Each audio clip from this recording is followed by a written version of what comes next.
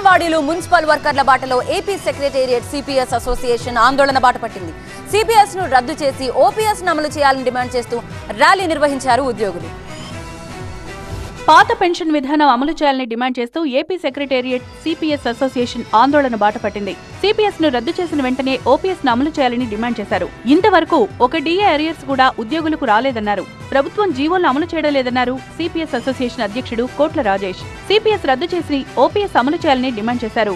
CPS association కార్యదర్శి Prasad pending బకాయిలన్నీ clear చేస్తామని చెప్పి ఇప్పటికీ డబ్బులు వేయలేదన్నారు. ఉద్యోగుల ఫ్రెండ్లీ ప్రభుత్వం అని చెప్పుకుంటూ సుమారు 160 నెలల డిఏ అరియర్స్ ఇప్పటికీ ఇవ్వలేదన్నారు. అలాగే 2 సంవత్సరాల నుంచి సరెండర్ లీవ్స్ కూడా ఇవ్వడం లేదన్నారు. తమ సమస్యలు సీఎం దృష్టికి తీసుకెళ్లేందుకు ఎంతో ప్రయత్నించామన్నారు. చివరికో సీనియర్ మంత్రి సాయంతో ముఖ్యమంత్రి అపాయింట్మెంట్ కోసం ప్రయత్నించినా ఫలితం రాలేదన్నారు.